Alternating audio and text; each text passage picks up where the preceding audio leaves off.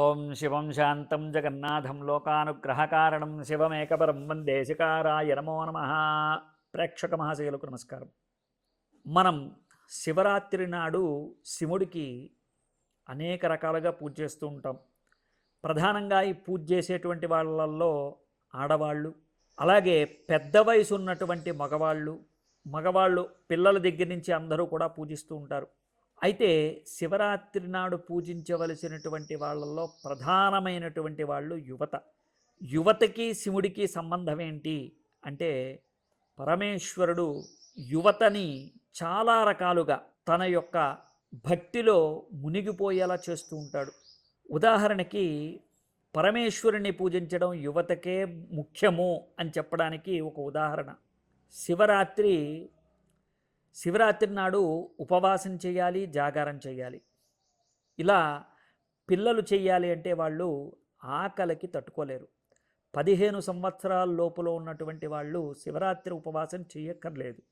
ఇక ముసలి వాళ్ళు అంటే 60-70 సంవత్సరాలు వచ్చిన తర్వాత శివరాత్రి ఉపవాసం చేయాలి అంటే వాళ్ళకి కాళ్ళల్లోనూ వెన్నులోనూ కూడా వణుకు పుడుతుంది. వాళ్ళు పరమేశ్వరుణ్ణి పొందడానికి అప్పటికే ఎన్నో చూసుంటారు. జన్మానికో శివరాత్రి అన్నట్టు ఏదో ఒక శివరాత్రి వాళ్ళు ఉపవాసం చేసే ఉంటారు. ఇక కావలసినటువంటిది, చెయ్యవలసినటువంటిది, ప్రముఖమైనటువంటిది యువతకే.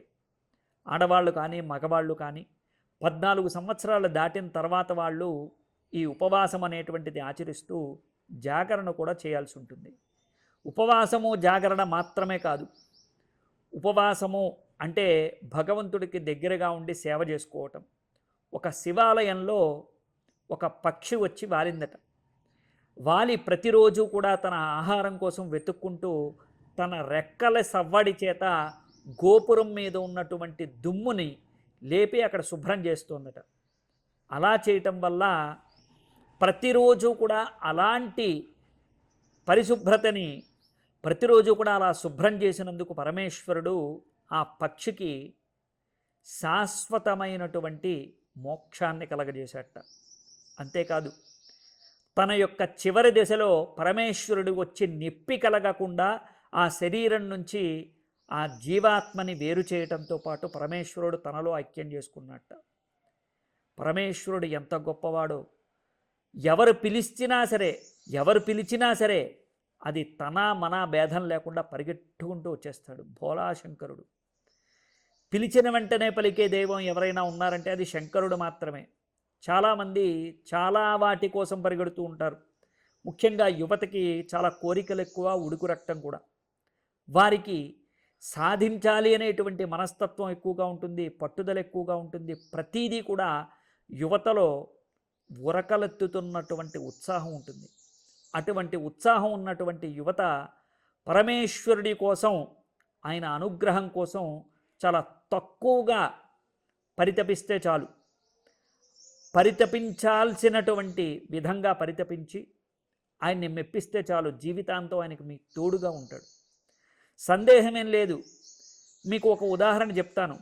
ఒక కుర్రవాడు తన యొక్క తండ్రికి తెలియకుండా పాలు పితుకుతూ ప్రతిరోజు కూడా శివుడికి అభిషేకం చేస్తున్నాడు.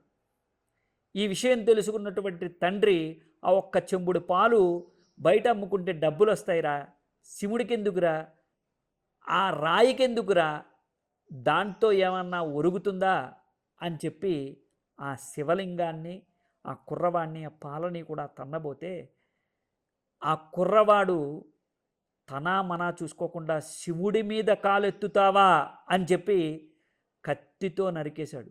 ఆ కాలుని, తండ్రి కాలని కూడా చూడకుండా కత్తితో నరికేసినందుకు ప్రతిరోజు కూడా శివుడికి చెందవలసినటువంటి పాలని కాలుతో తన్నినందుకు నీ అపరాధం చెల్లించబడింది.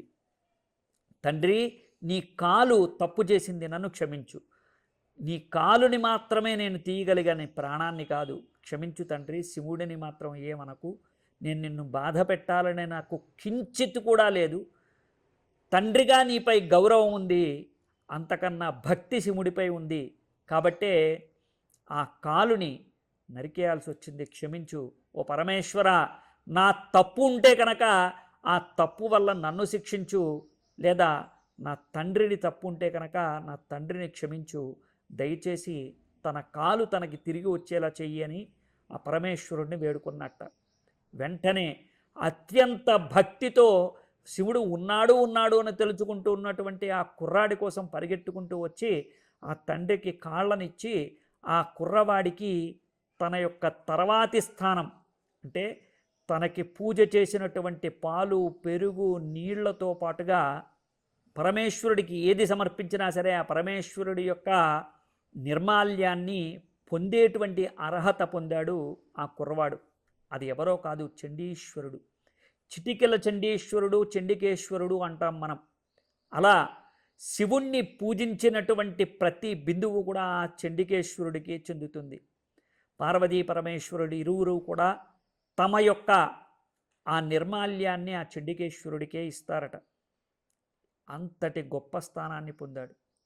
ఆ విధంగా ఎంతోమంది భక్తులు, 63 మంది నాయనార్లు, అందరూ కూడా యుక్త వయస్కులో ఉన్నటువంటి వాళ్ళే.